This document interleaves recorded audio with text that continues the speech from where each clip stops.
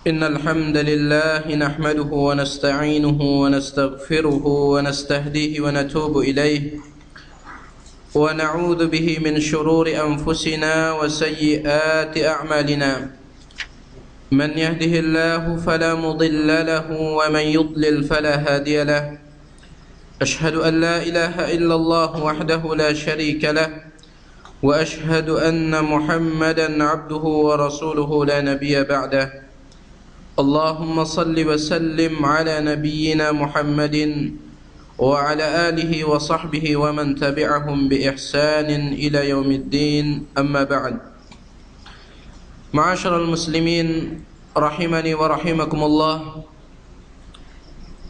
Kita lanjutkan pembicaraan kita dalam usulus sunnah, pokok-pokok akidah yang dikumpulkan oleh Al-Imam Ahmad bin Hanbal rahimahullahu ta'ala. Dan kemarin kita telah membicarakan tentang akidah Ahlus Sunnah wal Jamaah berkaitan dengan para sahabat ridwanullahi ta'ala alaihim ajma'in. Adapun malam ini kita akan membicarakan poin baru, yaitu berkaitan tentang akidah atau sikap Ahlus Sunnah wal Jamaah terhadap para umara, para penguasa dan para pemimpin. Antum lihat yang punya kitab ini poinnya pada nomor 28. Qala al-Imam Ahmad bin Hanbal rahimahullahu ta'ala. Imam Ahmad bin Hanbal rahimahullahu ta'ala berkata, وَالسَّمْعُ وَالطَّاعَةُ لِلْأَئِمَّةِ وَأَمِيرِ الْمُؤْمِنِينَ. Dan wajib hukumnya mendengar serta taat kepada para a'immah, kepada para imam. Maksudnya di sini adalah para pemimpin. Wa amiril mu'minin, dan kepada amirul mu'minin, pemimpin kaum mukminin. Al-barri wal fajir, entah itu dia orangnya baik, al-bar itu baik, wal fajir ataukah dia jahat. Wa man waliyal khilafata, begitu pula wajib mendengar serta taat kepada setiap orang yang memegang tonggak khalifah, tonggak kepemimpinan. Wajtama'an nasu alaihi wa radu bihi, di mana manusia sepakat mengatakan bahwasanya ia adalah pemimpin, wa radu bihi, dan meridainya. Wa man ghalabahum, di kitab ini ada kesalahan ya. Di sini tertulis wa man aliyahum. Di dalam banyak riwayat dikatakan wa man ghalabahum, pakai ghain kemudian setelah lam itu huruf ba. Wa man ghalabahum bisayfi. Begitu pula wajib mendengar serta taat kepada orang yang naik menjadi pemimpin melalui jalur pedang.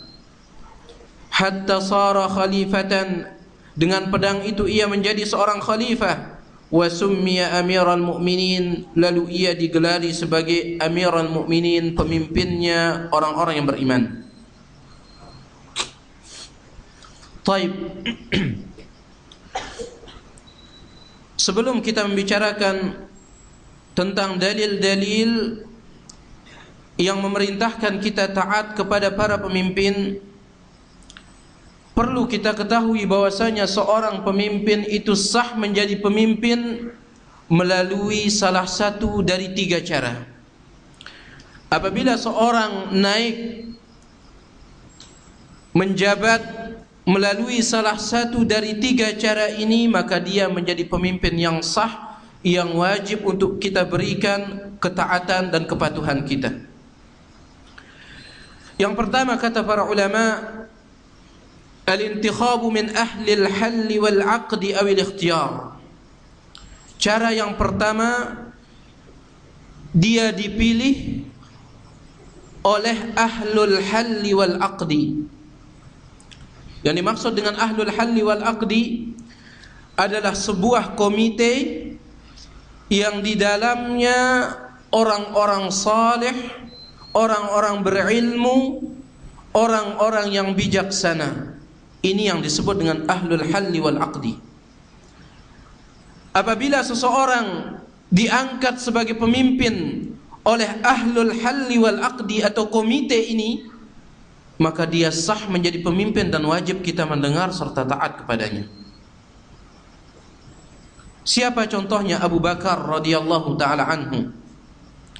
Meskipun ada khilaf di antara para ulama, apakah Abu Bakar ini dipilih atau menjadi khalifah berdasarkan nas dari Rasulullah ataukah berdasarkan pilihan yang dilakukan oleh para sahabat? Al-qaulus sahih, pendapat yang benar, beliau menjadi khalifah karena dipilih oleh ahlul halli wal aqdi. Karena ketika Rasulullah sallallahu alaihi wasallam meninggal dunia, terjadi kekacauan di antara para sahabat. Saking cintanya mereka kepada Rasulullah sallallahu alaihi wasallam, mereka tidak terima Rasulullah SAW meninggal dunia. Ini imannya para sahabat goyah ketika Rasulullah SAW meninggal dunia. Goyah karena apa? Karena besarnya musibah yang mereka dapatkan. Sampai-sampai Umar ibn al-Khattab radhiyallahu ta'ala anhu berkata, siapa yang berani mengatakan Muhammad meninggal dunia, la darabtu unuqah, aku akan penggal kepalanya.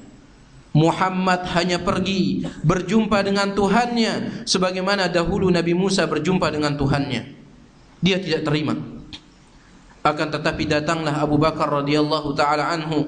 Kemudian dia masuk ke kamarnya Aisyah, di mana di dalamnya terdapat jasadnya Rasul alaihi salatu wassalam. Kemudian ia singkap kain penutup yang menutupi wajah Nabi alaihi salatu wassalam. Kemudian ia cium Rasulullah sambil meneteskan air mata. Sambil Abu Bakar mengatakan, tibta hayyan wa mayyita, wahai Rasulullah, sungguh tubuhmu ini harum ketika engkau masih hidup, begitu pula ketika engkau meninggal dunia. Kemudian Abu Bakar keluar, dan di luar Umar ibn al-Khattab mencak-mencak dia sambil menghunus pedangnya, mengatakan, siapa yang berani mengatakan Rasulullah meninggal dunia, saya penggal lehernya. Dan antum tahu siapa Umar, orang yang sangat berani.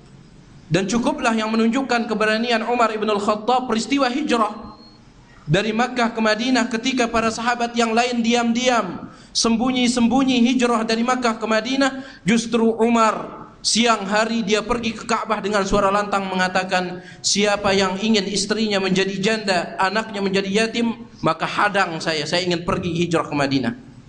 Berani dia Umar ibn al-Khattab. Oleh karena itu dia mencak-mencak. Sahabat yang lain tidak ada yang berani menegur Umar. Akan tetapi di sini muncul atau tampak ilmu serta kebijaksanaan daripada Abu Bakar As-Siddiq radhiyallahu taala anhu, yang menunjukkan bahwasanya dialah memang yang paling pantas untuk menjadi khalifatul Rasul alaihi salatu wassalam. Abu Bakar mengatakan kepada Umar, ijlis ya Umar, duduklah wahai Umar. Maka mendengar itu Umar pun duduk, karena ucapan itu datang dari orang yang paling mulia dari dirinya.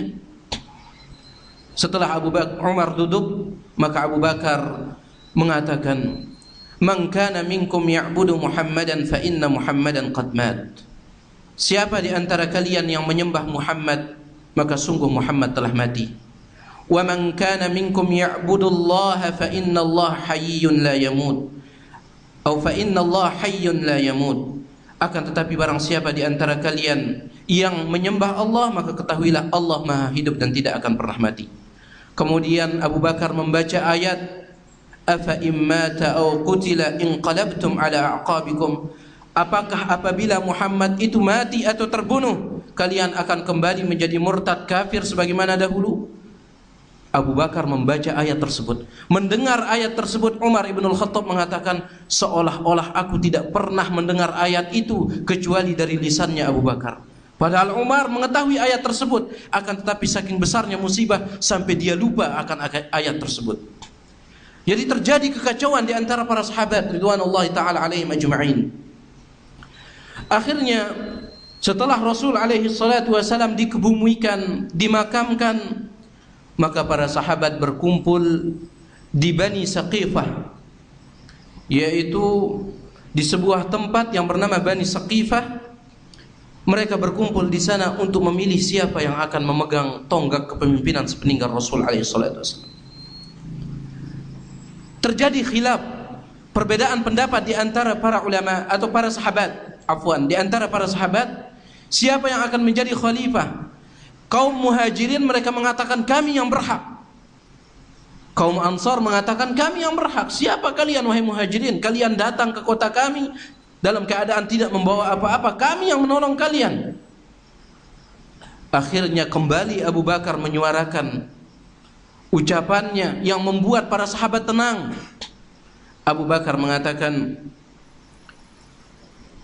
bahwasanya memang benar kalian ini yang menolong kami, akan tetapi kalian harus mengetahui bahwasanya keutamaan para Muhajirin, mereka adalah orang-orang yang dahulunya membela Rasulullah ketika beliau masih dalam kesulitan. Akhirnya para sahabat tenang. Kemudian Abu Bakar mengatakan, pilihlah oleh kalian salah satu dari dua orang ini, imma Umar wa imma Abu Ubaidah ibnul Jarrah.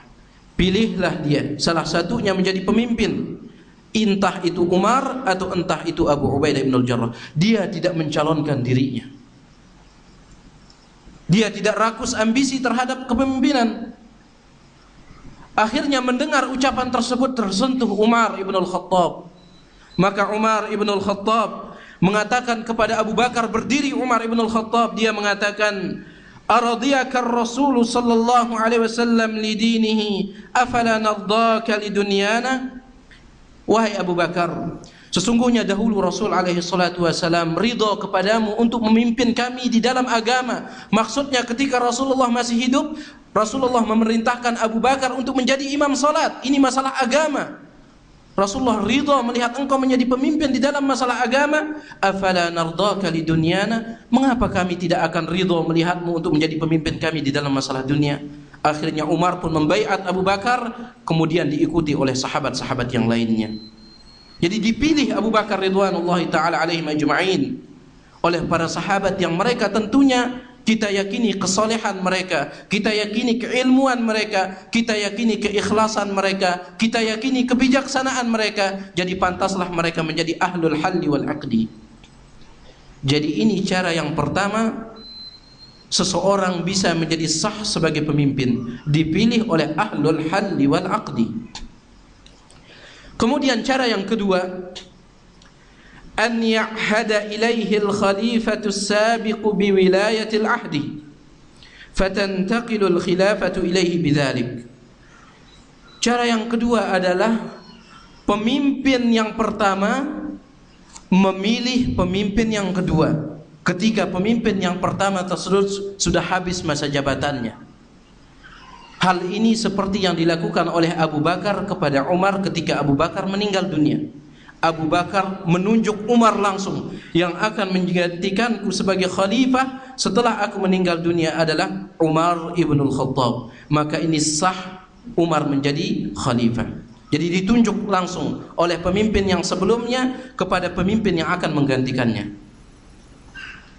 Kemudian cara yang ketiga, an yaglibahum bisayfihi wa quwwatihi wa sultanih hatta yastatibba lahul amru, yaitu seseorang sah menjadi pemimpin apabila ia naik menjadi pemimpin melalui jalan kekerasan, baik itu dengan cara pedang maupun dengan cara yang lainnya. Dan ini yang terjadi kalau kita baca sejarah-sejarah setelah Al-Khulafa'ur Rasyidun, di zamannya khususnya zaman tabi'in, itu seorang raja dikudeta oleh orang lain. Setelah raja tersebut jatuh, maka naiklah yang menang tersebut, yang mengkudetanya itu. Ini disebut dengan kemenangan atau menjabat dengan jalan pedang atau dengan jalan kekerasan, dan ini diakui oleh Islam. Dan ini diakui oleh Islam. Artinya kalau dia naik, maka kita wajib taat kepada orang tersebut. Termasuk juga dikatakan oleh para ulama jalan demokrasi ini masuk dia ke nomor yang ketiga, yaitu melalui pemilihan. Dipilih oleh rakyat, siapa yang paling banyak suaranya maka dia kekuatannya lebih besar. maka dia pun sah menjadi pemimpin. Oleh karena itu, pemimpin yang naik melalui jalur demokrasi, wajib kita taat, wajib kita mendengar apa yang ia katakan, tentunya dalam koridor selama ia tidak memerintahkan kita untuk berbuat maksiat kepada Allah atau berbuat maksiat kepada Rasul alaihi salatu wassalam. Jelas yang tiga ini ya? Baik. Apabila seseorang sudah naik melalui salah satu jalur dari tiga ini, maka wajib bagi kita untuk as-sam'u wa ta'ah, mendengar dan taat sebagaimana yang dikatakan oleh Imam Ahmad rahimahullahu ta'ala. Ikhwatal iman, a'azzani Allah wa iyyakum. Sesungguhnya sangat banyak dalil-dalil yang datang yang memerintahkan kita untuk taat kepada para pemimpin. Di antaranya firman Allah Subhanahu wa taala di dalam surah An-Nisa ayat yang ke-59. Allah Subhanahu wa taala berfirman, "Ya ayyuhalladzina amanu," wahai orang-orang yang beriman, "Athi'ullaha," taatlah kalian kepada Allah, "wa athi'ur rasula," dan taatlah kalian kepada Rasul, "wa ulil amri minkum," dan juga kepada pemimpin-pemimpin kalian. Antum perhatikan siyak atau konteks daripada ayat ini, redaksi ayat ini. Allah Subhanahu wa taala mengulangi kata ati'u ketika Allah memerintahkan kita taat kepada dirinya dan kepada Rasulnya. Ati'ullah, taatlah kepada Allah. Wa ati'ur rasul, dan taatlah kepada Rasul. Tetapi ketika Allah memerintahkan kita untuk taat kepada pemimpin, Allah tidak mengulangi kata ati'u. Wa ulil amri minkum, langsung, dan juga kepada pemimpin-pemimpin kalian. Kata para ulama tafsir, kenapa Allah mengulangi kata ati'u ketika Allah merintahkan kita taat kepada dirinya dan Rasulnya? Karena taat kepada Allah itu sifatnya mutlak, dan taat kepada Rasul juga sifatnya mutlak. Karena Rasulullah tidak mungkin memerintahkan kecuali itu datangnya dari Allah Subhanahu wa taala. Adapun taat kepada pemimpin sifatnya muqayyad, terikat. Selama mereka memerintahkan kita untuk melakukan ketaatan kepada Allah, maka kita taat. Akan tetapi kalau mereka merintahkan kita untuk berbuat maksiat, maka kita tidak boleh taat kepadanya.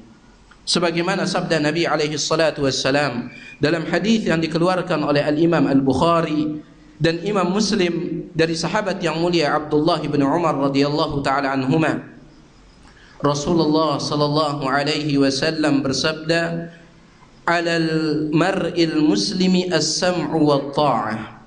Kewajiban setiap muslim adalah mendengar serta taat kepada para pemimpin. Fil makrahi wal mansyad, ketika dia suka ataupun ketika dia terpaksa. Wa fil usri wal yusri, ketika dia dalam keadaan lapang ataupun ketika dia dalam keadaan susah. Wa atharah, atau ketika para pemimpin tersebut memonopoli, artinya kekayaan negara diambil oleh dirinya, rakyat dibiarkan saja, tetap taat. Tetap taat.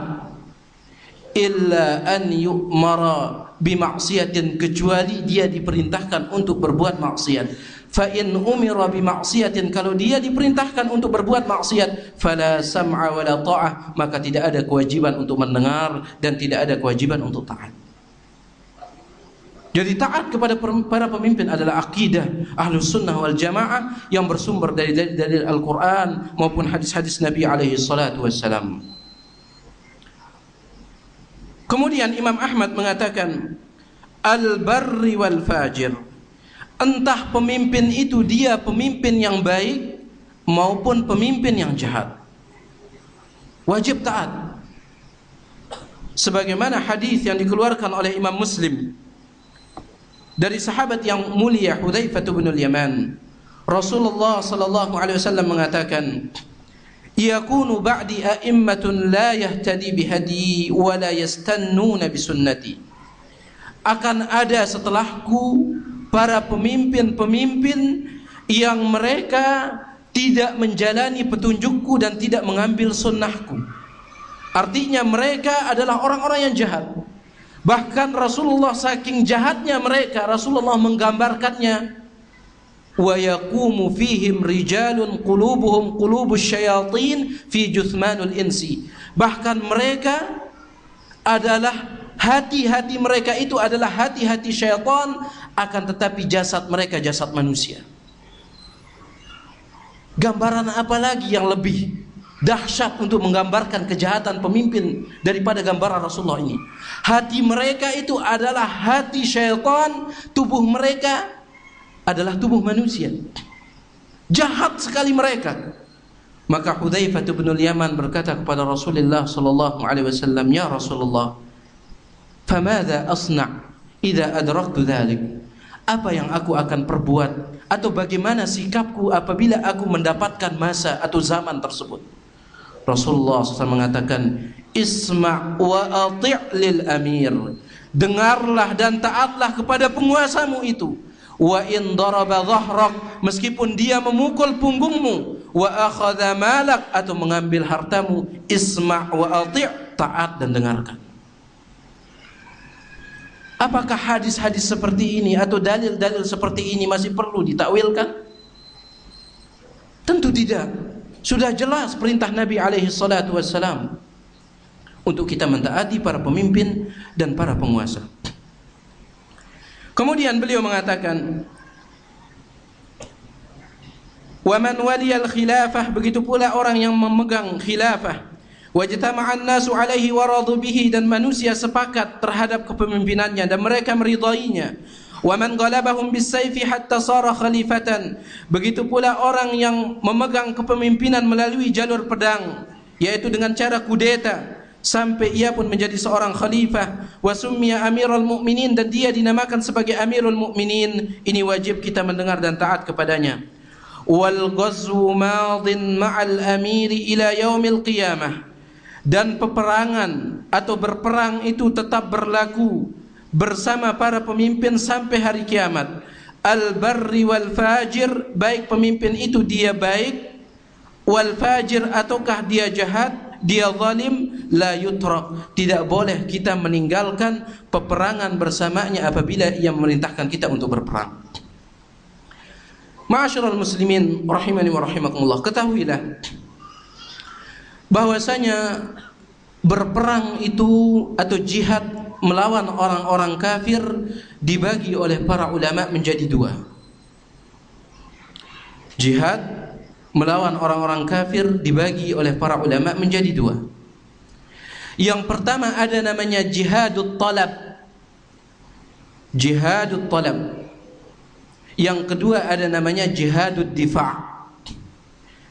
Yang pertama yang dimaksud dengan jihadut talab atau jihadut talab adalah umat Islam keluar dari negara mereka dan mereka pergi menuju negara kafir untuk memerangi mereka agar mereka memeluk agama Islam. Ya, seperti yang dilakukan oleh Rasulullah SAW, beliau keluar membawa para sahabat, atau dilakukan oleh Abu Bakar, dilakukan oleh Umar.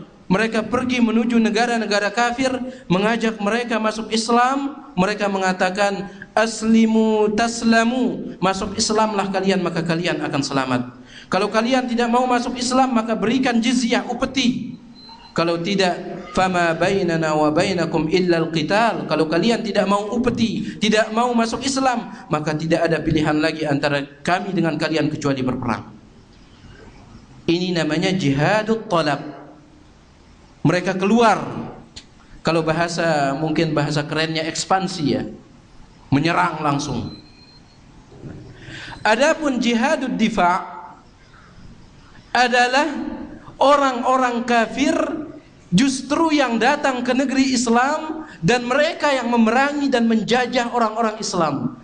Maka umat Islam di sini wajib untuk difa', yaitu defense, membela diri mereka melawan orang-orang kafir tersebut. Seperti yang terjadi di Palestina.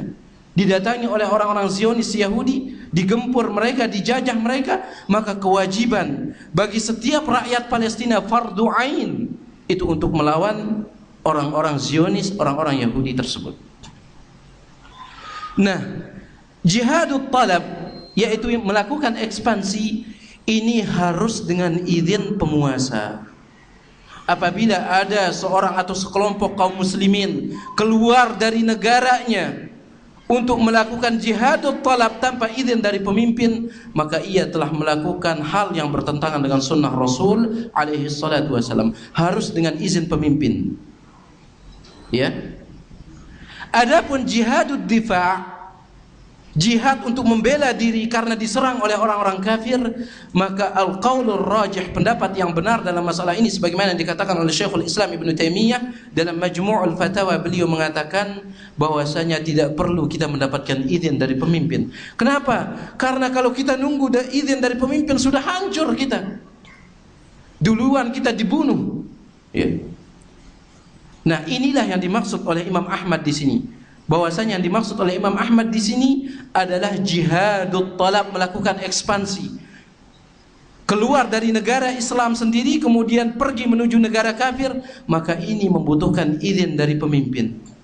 Dan apabila pemimpin mengajak kita untuk keluar berperang, maka wajib hukumnya kita keluar, fardu ain, sebagaimana sabda Nabi alaihi salatu wassalam dalam hadis sahih yang dikeluarkan oleh Imam Bukhari Muslim dari sahabat yang mulia Abdullah bin Abbas.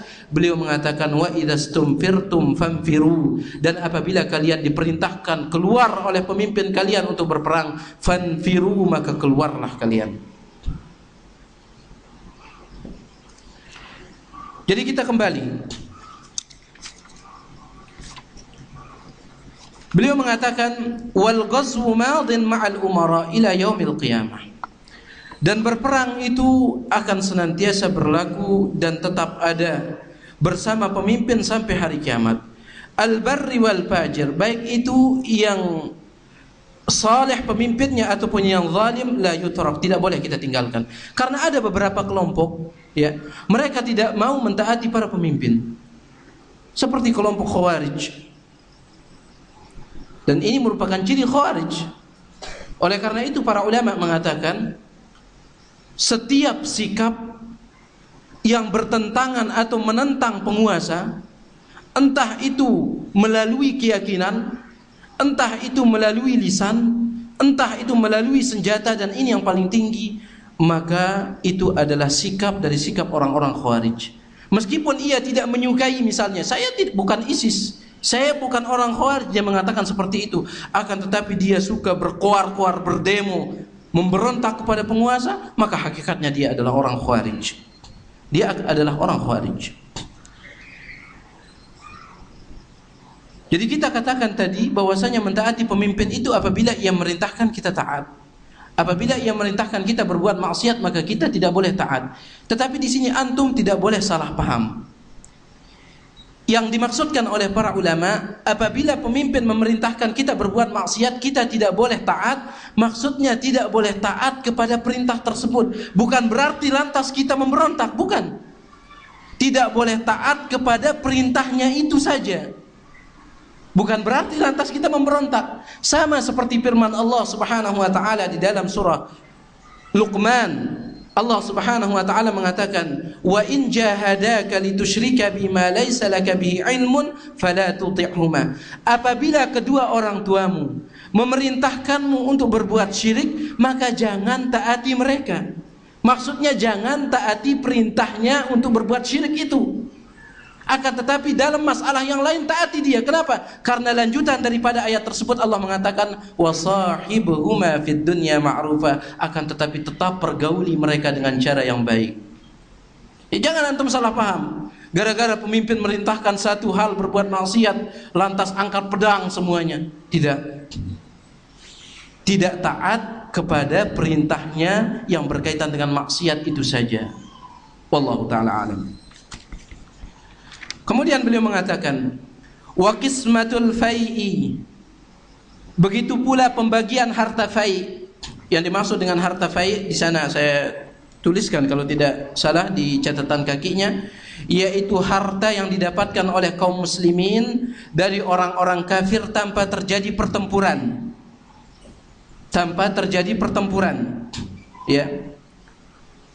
Misalnya orang-orang Islam mau menyerbu negara kafir, kemudian sebelum umat Islam sampai ke negara tersebut, orang-orang kafir sudah mendengar kabar bahwa mereka akan diserang, akhirnya mereka ngungsi, meninggalkan harta-harta mereka, kemudian harta-harta itu diambil oleh umat Islam, ini disebut dengan harta fai.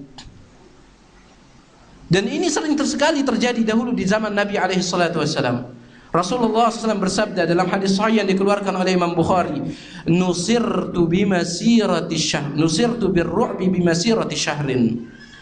Kami atau aku dimenangkan, ditolong oleh Allah, yaitu dengan Allah Subhanahu wa taala meletakkan rasa takut di hati musuh-musuh Islam, yaitu sejauh perjalanan 1 bulan. Artinya sebelum umat Islam sampai ke negeri mereka sejauh 1 bulan atau selama 1 bulan, itu umat orang-orang kafir itu sudah takut. Orang-orang kafir itu sudah takut. Mereka mendengar berita bahwasanya Rasulullah dan para sahabat akan menyerang mereka. Padahal Rasulullah masih jauh, bahkan masih jaraknya itu butuh perjalanan 1 bulan. Tapi mereka sudah ketakutan, ketar-ketir mereka.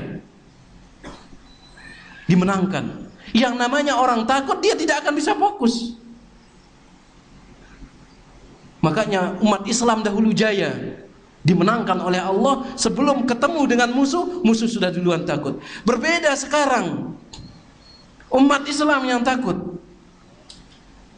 Sebagaimana sabda Nabi alaihi salatu wassalam, yushiku an tatada'a alaikumul umam kama tatada'a al-akalatu ila qas'atiha. Tentang nasib akhir zaman, Rasulullah mengatakan suatu saat nanti kalian akan dikepung oleh umat-umat selain kalian, layaknya orang-orang mengepung nasi di dalam nampan. Jadi kalau kita makan nampan, pakai nampan, itu sampai 7 orang dikepung nasinya. Begitu keadaan kalian nanti. Kalian dikepung oleh umat-umat sebelum kalian, layaknya orang-orang berkerumunan mengerumuni atau mengepung sebuah nampan. Kita dimakan, dibantai sana sini. Para sahabat bertanya, ya Rasulullah, awa min qillatin nahnu yawma idzin? Apakah karena jumlah kita saat itu sedikit? Apakah umat Islam saat itu sedikit sehingga mereka dikepung? Rasulullah mengatakan, bal antum yawma idzin katsir. Justru jumlah kalian saat itu adalah mayoritas, banyak. Walakinnakum gutha'un ka gutha'is sail. Akan tetapi banyaknya kalian hanyalah bagaikan buih dari buih-buih banjir, tidak ada artinya. Bagaikan sampah yang dibawa oleh banjir bandang. Siapa yang mau mengambil sampah yang dibawa, yang datang dari Bogor ke Jakarta itu? Gak ada yang mau ngambil. Itulah kondisi kalian saat itu. Kemudian beliau mengatakan, yanzi'annallahu min qulubi aduwikum al-mahabata minkum. Allah telah mencabut dari hati-hati musuh kalian rasa takut kepada kalian. Jadi ini keadaannya. Justru umat Islam yang ketar-ketir sekarang. Baru dapat kabar bahwasanya ISIS mengeluarkan ancaman akan menyerang negara ini, negara itu. Semua sudah ketar-ketir. Begini keadaan umat Islam saat ini. Wala yaqdhifannallahu fi qulubikumul wahan. Sebaliknya Allah meletakkan di dalam hati kalian itu penyakit wahan. Ini sebabnya kenapa kita menjadi umat yang lemah saat ini. Menjadi umat yang diinjak-injak karena penyakit wahan ini. Para sahabat bertanya, ya Rasulullah, wa mal wahan? Apa itu wahan wahai Rasulullah? Rasulullah mengatakan, hubbud dunya wa karahiyatul maut. Kalian mencintai dunia dan takut mati. Subhanallah. Satu kesatuan yang tidak bisa dipisahkan. Manakala seseorang sudah cinta dunia, dia tidak akan pernah mau mati. Dia tidak akan pernah mau mati. Manakala seseorang sudah cinta terhadap dunia. Berbeda dengan para sahabat. Tatkala Khalid ibn Walid ditanya oleh musuh-musuh Islam, kenapa kalian ini? Padahal kalian minoritas bangsa Arab. Kalian minoritas. Tetapi kalian bisa mengalahkan 2 negara adidaya superpower pada saat itu, Romawi dan Persia. Kenapa? Perhatikan jawaban Khalid ibn Walid. Nahnu nuhibbul mauta kama tuhibbunal hayah. Karena kami adalah orang-orang yang mencintai kematian sebagaimana kalian mencintai kehidupan. Subhanallah. Jadi ini dia. Jadi beliau katakan di sini bahwasanya pembagian harta fai itu harus berdasarkan keputusan dari para pemimpin. Wa iqamatul hududi ilal a'immati madin. Begitu pula menegakkan hudud. Yang dimaksud dengan hudud adalah hukuman yang sudah ditentukan oleh syariat. Karena di dalam Islam itu ada namanya hudud, ada namanya ta'zir, ya. Ada namanya hudud, ada namanya ta'zir. Hudud itu adalah hukuman yang telah ditentukan oleh syariat berdasarkan dalil Al-Quran maupun hadis. Suatu contoh yang dimaksud dengan hudud itu seperti potong tangan untuk orang yang mencuri. Ini hukuman sudah disebutkan oleh Allah di dalam Al-Quran surat Al-Ma'idah. Was-sariqu was-sariqatu faqta'u aydiyahuma. Pencuri laki-laki maupun perempuan maka potonglah tangan-tangan mereka. Sudah ditentukan oleh Allah. Atau seperti orang yang berzina, kalau dia sudah menikah kemudian dia berzina maka dia dirajam. Atau kalau dia belum menikah maka dia dicambuk 100 kali. Sebagaimana firman Allah di dalam surat An-Nur, Az-zaniyatu waz-zani fajlidu kulla wahidin minhuma mi'ata jaldah. Orang yang berzina baik perempuan maupun laki-laki maka cambuklah masing-masing dari mereka 100 cambukan. Jadi ini namanya hudud, hukuman yang sudah ada ketentuannya di dalam syariat. Adapun ta'zir itu adalah hukuman yang tidak ada ketentuannya dari syariat, maka hukuman ini dikembalikan kepada kebijaksanaan atau keputusan para penguasa. Oleh karena itu para ulama ketika ditanya apakah koruptor ini boleh dipotong tangannya, koruptor yang mengambil uang negara, apakah boleh dipotong tangannya? Ini tidak boleh dipotong tangannya, karena mereka bukan mencuri. Beda antara koruptor dengan mencuri, itu beda. Karena dalam bahasa Arab yang namanya as-sariqah, mencuri itu adalah mengambil dari tempat yang tersimpan secara diam-diam. Adapun koruptor saat ini sudah menjadi rahasia publik dan diambil bukan dari tempat yang tersimpan. Semua orang tahu. Misalnya ada uang atau sumbangan dari penguasa 100 juta turun 90 juta, semakin turun 80 juta, terus sudah diambil, sudah dijadikan prosedur. Maka tidak bisa ditegakkan di sini potong tangan. Ya, tidak bisa ditegakkan di sini potong tangan. Maka di sini hukuman bagi para koruptor itu adalah ta'zir, kembali kepada kebijaksanaan para penguasa. Seperti penjara, orang yang mencuri di penjara, ini sebenarnya bukan hukum Islam. Penjara ini adalah ta'zir, hukuman kembali kepada kebijaksanaan atau keputusan para penguasa. Kemudian beliau mengatakan, laisa li ahadin an yat'ana alaihim, tidak boleh seseorang mencela keputusan penguasa tersebut, tidak boleh. Wala yunazi'ahum, dan tidak boleh pula ia mencoba memberontak. Tidak boleh pula ia mencoba memberontak. Nah, tidak seperti riwayat yang dikeluarkan oleh Imam Bukhari dan Muslim ketika Rasulullah SAW membagikan harta rampasan perang kepada para sahabat, dan beliau adalah pemimpin pada saat itu. Kemudian ada salah seorang yang bernama Abdullah ibn Dzil Khuwaisirah, dia mengatakan, ya Muhammad i'dil, wahai Muhammad berlaku adillah engkau. Kemarin saya ditanya, ya, apakah orang ini termasuk sahabat? Saya kemarin belum tahu jawabannya, tapi kita berusaha mencari. Para ulama mengatakan dia tidak termasuk sahabat. Kenapa?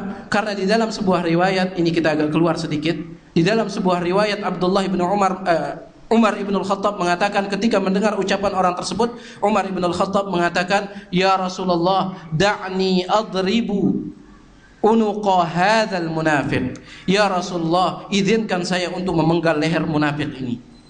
Akan tapi Rasulullah mengatakan jangan, karena orang-orang masih menganggapnya sebagai sahabat saya. Kenapa? Karena orang munafik menampakkan Islam, orang-orang tidak tahu batinnya. Saya khawatir kalau saya membunuhnya, maka orang-orang akan mengatakan Muhammad membunuh sahabatnya. Jadi dia bukan sahabat. Wallahu ta'ala alam. Kemudian, wa daf'us sadaqati ilaihim jaizatun nafidhatun. Begitu pula menyerahkan sedekah, maksudnya di sini adalah zakat wajib. zakat harta kepada para penguasa itu hukumnya boleh dan sah. Dalam artian apabila penguasa memerintahkan kita sebagai rakyatnya untuk mengeluarkan zakat wajib, kalau bahasa sekarang ya mungkin pajak ya, maka wajib serahkan. Dan ataupun kalau kita diperintahkan untuk mengeluarkan zakat harta, kalian harus menyerahkannya kepada para pemimpin, maka kita serahkan dan zakat harta kita itu sah. Kita sudah berlepas diri meskipun mereka kaya, mereka tidak berhak untuk mendapatkannya, akan tetapi karena mereka yang memerintahkan kita, beliau di sini mengatakan jaidatun nafidatun, maka boleh kita serahkan dan zakat kita itu sudah sah. Kita sudah berlepas diri dari Allah Subhanahu wa taala. Man dafa'aha ilaihim ajza'at anhu, siapa yang menyerahkannya maka itu sudah sah, barran kana aw fajira, entah pemimpin itu dia orang yang saleh maupun orang yang jahat. Kemudian selanjutnya, wa salatul jumu'ati khalfahu, begitu pula salat Jumat di belakang pemimpin. Wa khalfa man wallahu jaizatun baqiyatun tammatun raq'ataini, begitu pula salat di belakang orang yang diangkat oleh pemimpin. Jadi ditugaskan orang tersebut oleh pemimpin menjadi imam, maka boleh kita salat Jumat di belakangnya. Dan salat Jumat kita yang 2 rakaat itu sah, karena ada beberapa kelompok mengatakan kita salat Jumat bersamanya karena takut, tetapi nanti kita harus mengqadha'nya, tidak sah salat Jumat kita. Ini pendapat yang seperti ini tidak benar. Beliau mengatakan di sini jaizatun baqiyatun tammatun raq'ataini, boleh dan sah serta 2 rakaat itu telah sempurna.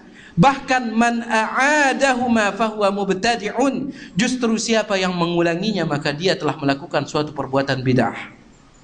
Tarikun lil athar, dia meninggalkan hadis-hadis Nabi, mukhalifun lis sunnah, menyelisih sunnah Rasul alaihi salatu wassalam. Laisa lahu min fadlil jumu'ati syai'un idza lam yara as-salata khalfal a'immah, maka ia tidak memiliki keutamaan Jumat sedikit pun. Artinya orang yang mengulangi pahala atau orang yang mengulangi salat Jumatnya gara-gara ia salat di belakang pemimpin, dia tidak mendapatkan pahala Jumat sedikit pun.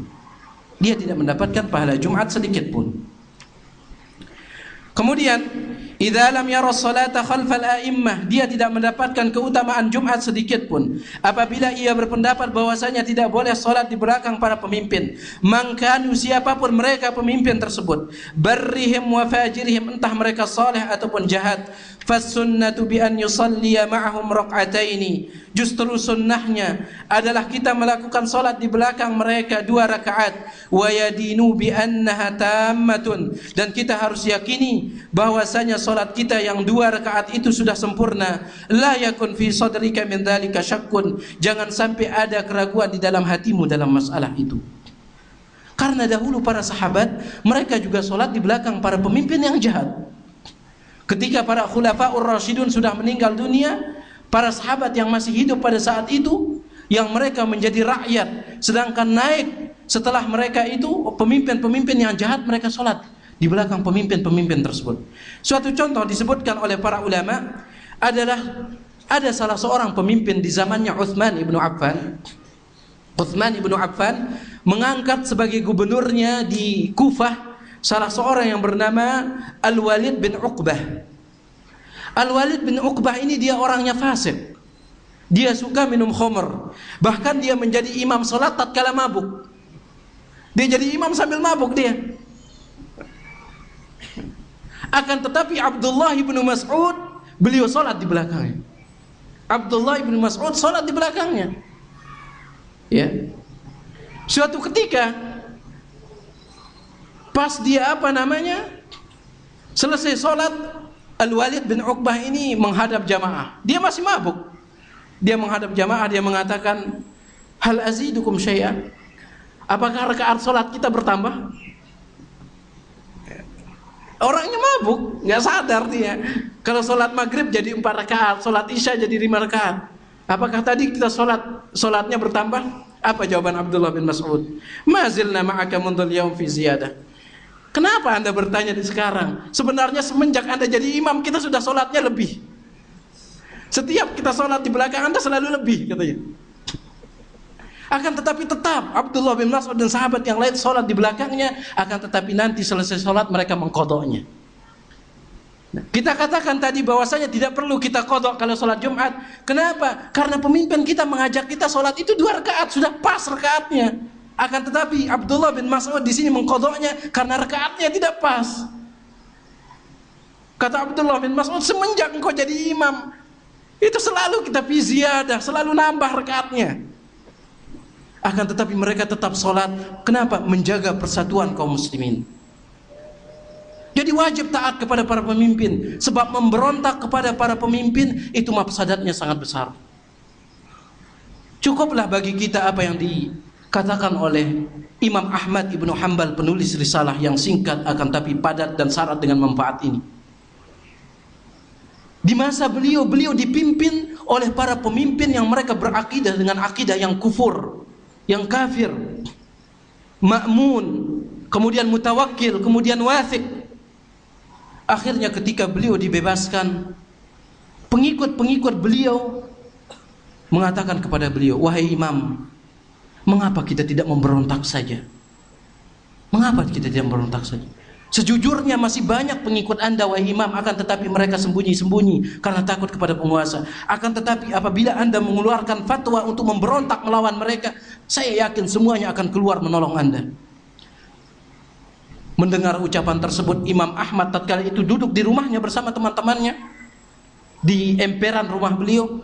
Maka Imam Ahmad bangkit, kemudian beliau menutup pintu dengan mendobraknya keras. Karena beliau marah mendengar ucapan itu, sambil beliau mengatakan, Adam, Adam, Adam, ingat darah kaum muslimin, ingat darah kaum muslimin, ingat darah kaum muslimin. Artinya pemberontakan terhadap penguasa itu mafsadatnya sangat besar. Ikhwan fillah rahimani. Antum melihat sekarang, ya, pemberontakan dalam bentuk demo terjadi, akhirnya bentrok antara aparat dengan orang yang demo, akhirnya jatuh, ada yang meninggal. Padahal Rasulullah SAW mengatakan di dalam hadis yang disahihkan oleh Imam Al-Albani rahimahullah ta'ala, dikeluarkan oleh Imam Tirmidzi, Nasai, Ibnu Majah, Rasulullah mengatakan, la zawalud dunya ahwanu indallah min zawali nafsin mu'minah. Hancurnya dunia ini lebih ringan di sisi Allah daripada hilangnya atau gugurnya nyawa seorang mukmin. Jadi perhatikan ikhwan fillah, mengapa para ulama Ahlus Sunnah memasukkan masalah ini ke dalam masalah akidah? Karena ini mafsadat dan mudaratnya sangat besar. Baik, saya kira saya cukupkan sampai di sini. Subhanakallah wa bihamdik, asyhadu an la ilaha illa anta, astaghfiruka wa atubu ilaik. Bismillahirrahmanirrahim. Alhamdulillahi rabbil alamin, wal 'aqibatu lil muttaqin, wa la 'udwana illa 'alal zalimin. أشهد أن لا إله إلا الله إله الأولين والآخرين وأشهد أن محمدا عبده ورسوله المبعوث رحمة للعالمين وعلى آله وصحبه ومن تبعهم بإحسان إلى يوم الدين. أما بعد، معاشر المسلمين والمسلمات رحمني ورحمكم الله. Sebelum saya lanjutkan, nanti kalau antum ada pertanyaan, antum tulis lewat kertas saja ya, dan tulisannya harus jelas ya, biar kita bisa baca. Kita lanjutkan. Beliau mengatakan, wa man kharaja ala imamin min a'immatil muslimin, dan barang siapa yang keluar, artinya memberontak terhadap salah seorang pemimpin dari pemimpin kaum muslimin. Waqad kana an-nasu ijtama'u alaihi, padahal manusia telah sepakat atas kepemimpinannya. Wa aqarru lahu bil khilafati, dan mereka menetapkan atau meyakini serta mengakui khilafah yang ia pegang. Bi ayyi wajhin kana, entah dengan cara apapun ia naik, yaitu cara yang 3 yang kita sebutkan tadi. Dipilih oleh ahlul halli wal aqdi. Yang kedua dipilih oleh pemimpin yang sebelumnya, ditunjuk langsung oleh pemimpin yang sebelumnya. Yang ketiga adalah dengan cara pedang, kekuatan. Dan 2 yang pertama itu syar'i. Adapun yang terakhir ini maka ia bukan syar'i akan tetapi diakui oleh syariat. Dalam artian kalau ia naik maka wajib untuk taat.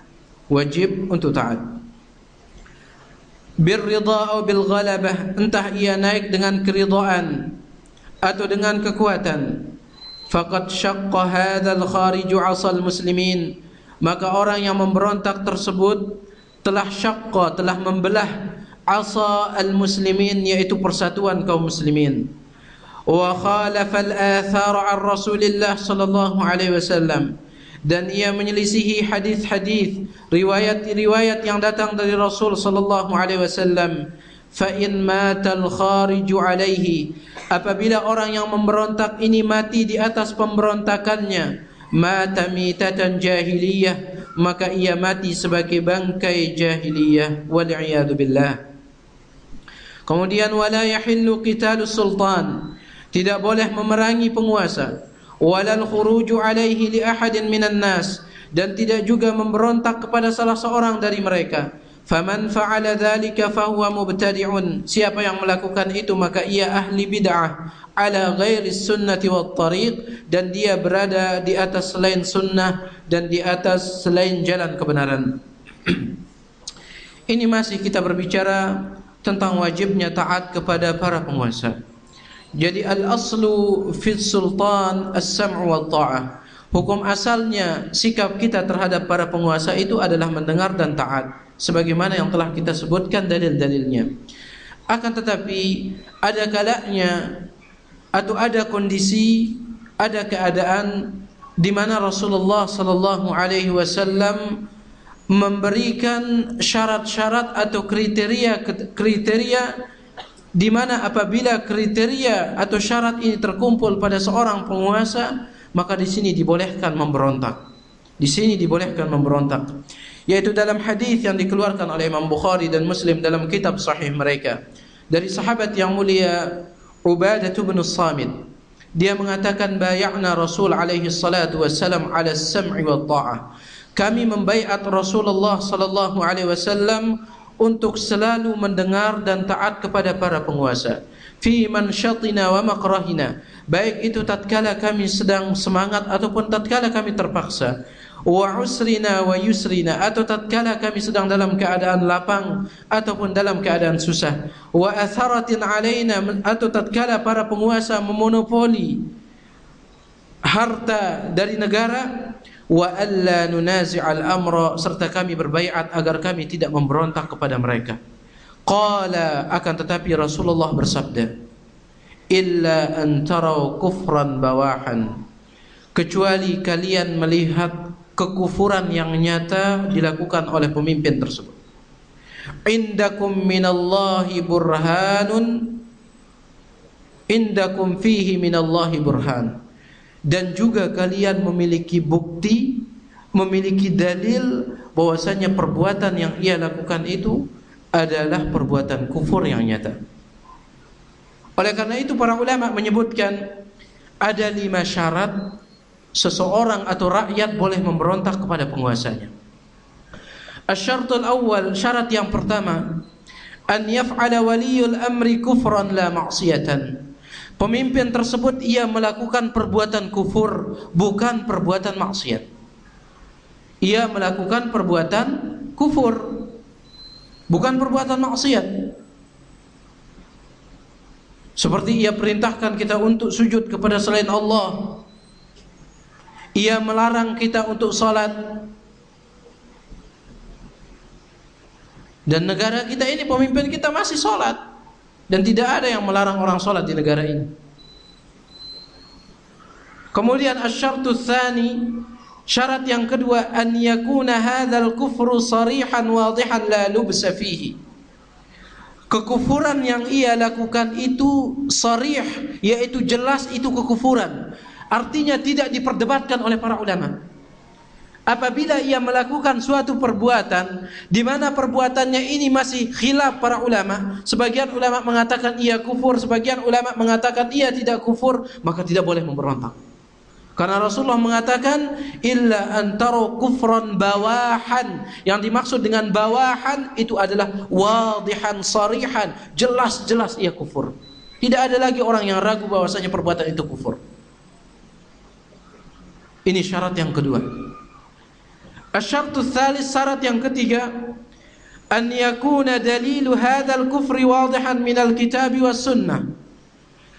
Perbuatan kufur yang nyata itu dia juga memiliki dalil yang nyata dari Al-Quran dan hadis. Artinya dalilnya itu tidak mengandung kemungkinan-kemungkinan. Ya, tidak mengandung kemungkinan-kemungkinan. Mana dia contoh dalil yang mengandung kemungkinan-kemungkinan? Yaitu seperti dalil yang telah kita bacakan tentang orang yang meninggalkan salat. Rasulullah SAW bersabda, al-ahdu alladhi bainana wa bainahumus salah.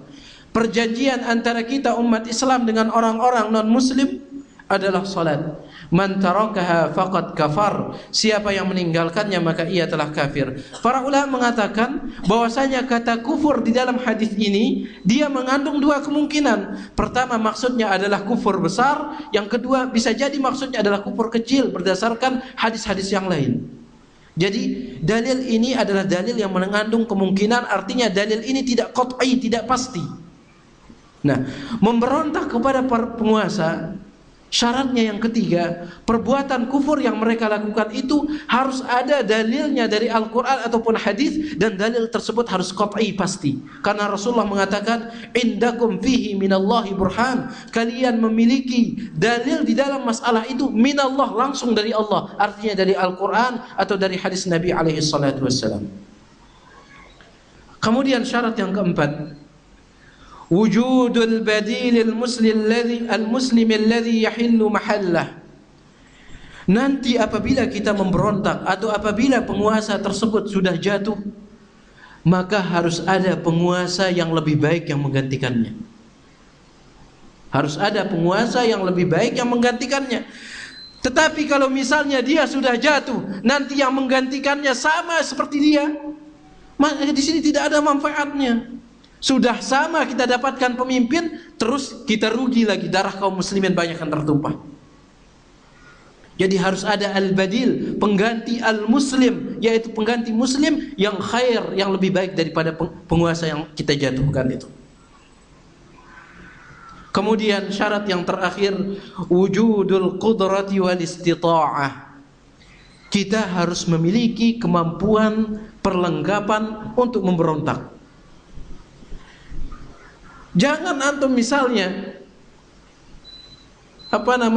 penguasanya punya meriam, kita memberontaknya pakai bambu runcing, ya keoklah kita. Ya, jadi harus kita punya kekuatan. Ini syarat yang kelima, keok kita yang akan mampus. Kita senjatanya bambu runcing, pemerintahnya meriam. Kalau Kiai Haji Zainuddin MZ rahimahullah beliau bilang, ya mungkin kita bisa menang pakai bambu runcing kalau meriamnya meriam belina, kata beliau. Tapi ini meriam senjata, bukan meriam belina. Jadi harus punya kekuatan.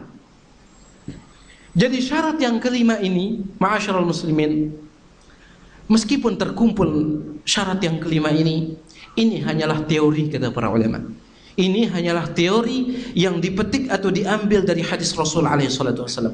Adapun menurut praktiknya, maka ini perlu juga ditimbang mafsadat dan maslahatnya. Ditimbang mafsadat dan maslahatnya. Karena sekali lagi darah kaum muslimin itu sangat berharga di mata Allah Subhanahu wa taala. Kemudian kita lanjutkan.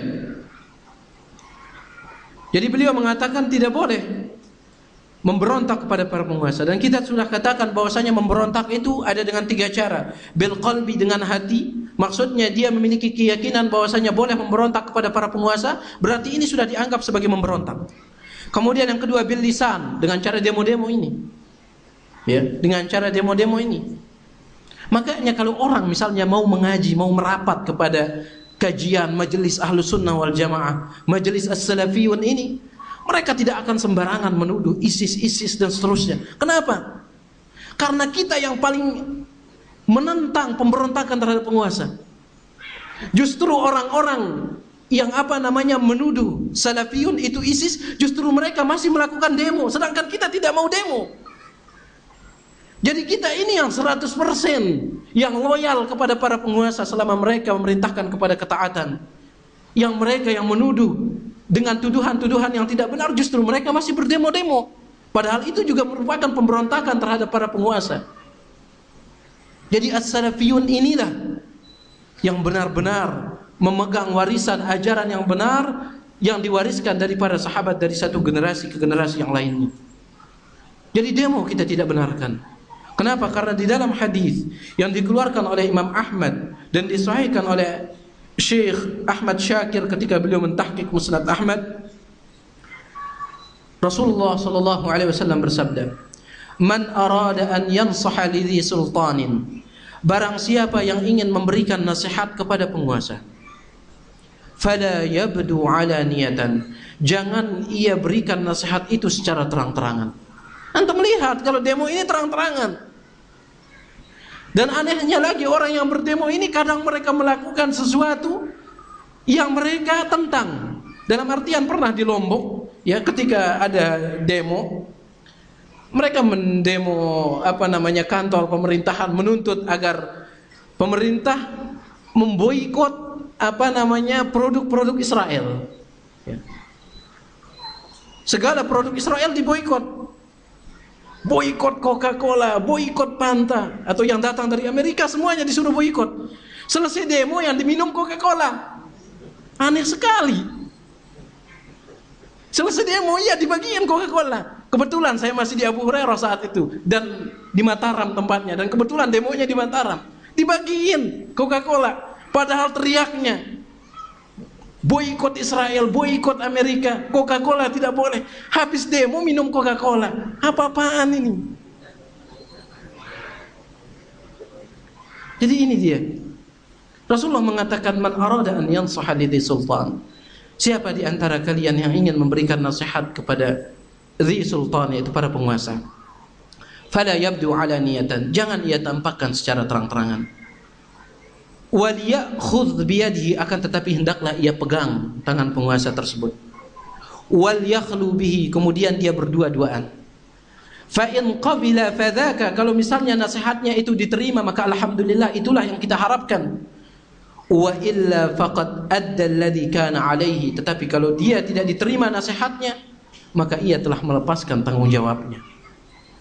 Ada sebagian orang mengatakan, saya tidak ikut berdemo, saya tidak ikut teriak-teriak, akan tetapi dia menulis kritikan di Facebook. Sama saja.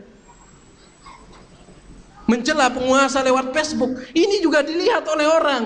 Rasulullah mengatakan, fala yabdu alaniyatan, jangan ia tampakkan, jangan ia perlihatkan di depan publik. Kemudian dikuatkan lagi ucapan beliau itu, wal ya'khudh biyadihi, akan tetapi pegang tangan penguasa tersebut, wal yakhlu bihi, dan dia berdua-duaan. Dia berdua-duaan. Ini sama saja teriak di depan gedung mereka atau menulis lewat media-media sosial, dibaca bahkan ribuan orang. Ini sama saja bentuk pemberontakan yang tidak dibenarkan oleh agama. Jadi ini dia ma'asyiral muslimin rahimani wa rahimakumullah.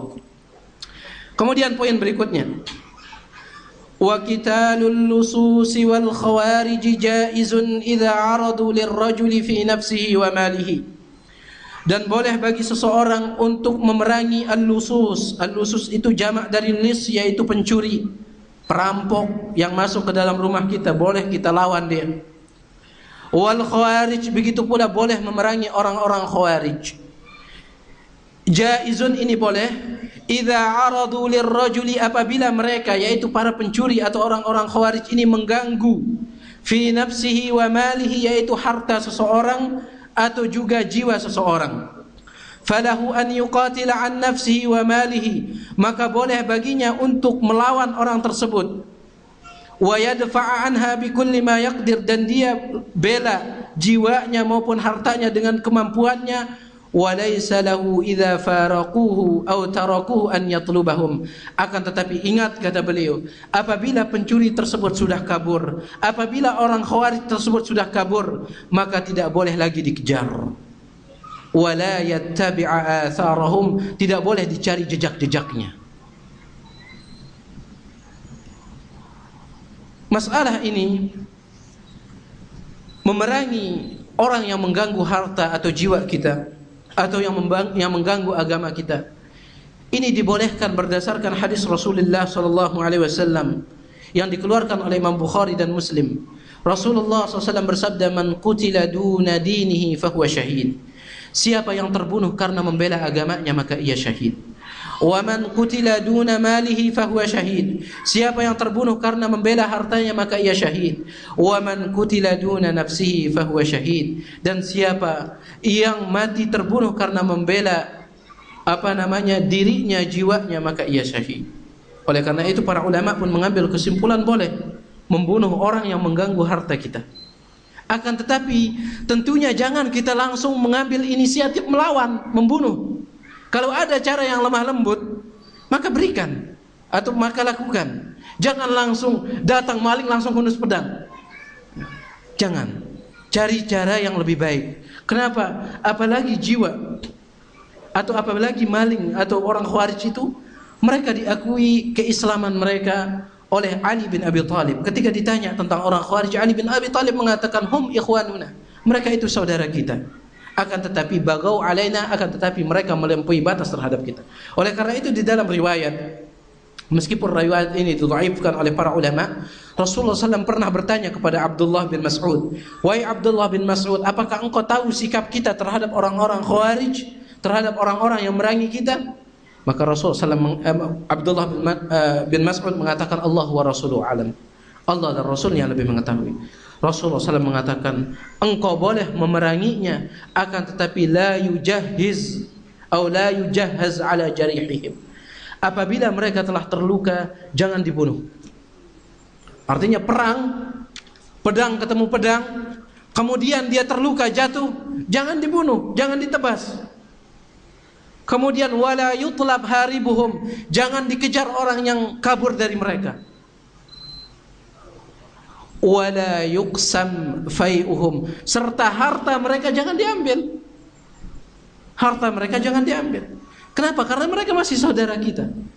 Mereka masih saudara kita. Meskipun ada pendapat dari Imam Syafi'i rahimahullahu taala, beliau membolehkan mengejar mereka apabila dikhawatirkan mereka akan kembali menyusun pasukan lagi. Misalnya mereka kabur, sudah kalah mereka kabur, kalau dikhawatirkan besar kemungkinan mereka kaburnya untuk menyusun strategi yang lain, yang lebih jitu untuk melawan kita, Imam Syafi'i membolehkan untuk mengejar mereka. Kenapa? Untuk menghancurkan mafsadat mereka. Untuk menghancurkan mafsadat mereka. Akan tapi asalnya memerangi orang-orang Khawarij memang dibolehkan. Bahkan Rasulullah SAW dalam hadis yang dikeluarkan oleh Imam Bukhari Muslim, Rasulullah mengatakan, "Fa aina ma laqituhum faqtuluhum." Dimanapun kalian bertemu dengan mereka, apabila mereka merangi kalian, lawan mereka. Dan apabila mereka mati, hum syarru qatla tahta adimis sama, mereka adalah jasad-jasad atau bangkai-bangkai yang paling jelek di bawah kolong langit. Wa khairu man qataluhum wa khairu man qataluhu, dan sebaik-baik orang yang mati adalah orang yang mati dibunuh oleh mereka, orang-orang Khawarij. Dan saya akan sebutkan beberapa ucapan para ulama tentang jeleknya orang-orang Khawarij. Disebutkan oleh Al-Imam Al-Ajurri rahimahullahu taala di dalam kitabnya Asy-Syari'ah, "Lam yakhtalifil ulama'u qadiman wa haditha." Para ulama dari terdahulu sampai saat ini, kata beliau, sampai zaman beliau, tidak ada khilaf di antara mereka, tidak ada perselisihan pendapat di antara mereka, ala annal khawarij qaum su, bahwasanya orang-orang Khawarij itu adalah suatu kaum, suatu kelompok yang sangat jelek. Usatun lillahi wa li rasulih sallallahu alaihi wasallam, mereka adalah orang-orang yang durhaka kepada Allah dan Rasulnya. Wa in sallu wa samu wajtahadu fil ibadah, meskipun mereka salat, meskipun mereka puasa, meskipun mereka bersungguh-sungguh di dalam ibadah. Karena orang-orang Khawarij dari dahulu mereka adalah kelompok yang sangat bersungguh-sungguh di dalam melakukan ibadah. Sampai-sampai Rasulullah SAW mengatakan di depan para sahabat beliau, "Yahkiru ahadukum salatahu ma'a salatihim." Kalian wahai para sahabatku, apabila kalian membandingkan salat kalian dengan salat mereka, maka kalian akan merasa minder. Ini sahabat, ini salatnya para sahabat loh. Jika dibandingkan dengan solatnya orang Khawarij, maka kalian wahai sahabatku akan minder, karena solat mereka lebih banyak. Apalagi solat kita. Solatnya sahabat itu masih sedikit jika dibandingkan dengan solatnya orang-orang Khawarij. Mereka gulu berlebih-lebihan di dalam ibadah. Nah, makanya Imam Al-Ajurri di sini mengatakan wajtahadu fil ibadah, meskipun mereka bersungguh-sungguh di dalam ibadah, falaisa dzalika binafi'in lahum, ibadah mereka itu sama sekali tidak ada manfaatnya. Wa in azharul amra bil ma'rufi wan nahya 'anil munkar, meskipun mereka menampakkan bahwasanya mereka adalah orang-orang yang menegakkan amar ma'ruf nahi munkar, walaisa dzalika binafi'in lahum, itu sama sekali tidak ada manfaatnya. Itu sama sekali tidak ada manfaatnya. Kemudian beliau mengatakan wal khawariju humus syurratul anjasul arjas. Orang-orang Khawarij adalah orang-orang yang jelek. Mereka adalah para kriminal al-anjas, dan mereka adalah orang-orang yang najis. Ini ucapan Al-Imam Al-Ajurri di dalam kitabnya Asy-Syari'ah di halaman yang ke-21 sampai ke-22. Mereka sangat jelek sekali orang-orang Khawarij. Bagaimana mereka tidak jelek? Mereka menghalalkan darah-darah kaum muslimin. Oleh karena itu, meskipun dahulu Ali bin Abi Thalib mengatakan orang-orang Khawarij ini adalah saudara kita, akan tetapi sebagian ulama yang ada pada zaman ini, mereka mengkafirkan dedengkot-dedengkot daripada ISIS. Dikafirkan tokoh-tokoh atau para pembesar ISIS itu dikafirkan oleh sebagian para ulama. Mereka halalkan darah kaum muslimin. Rasulullah SAW mengatakan yaqtuluna ahlal Islam, mereka membunuh orang-orang Islam, wa yada'una ahlal awthan, dan meninggalkan para penyembah berhala, yaitu orang-orang kafir.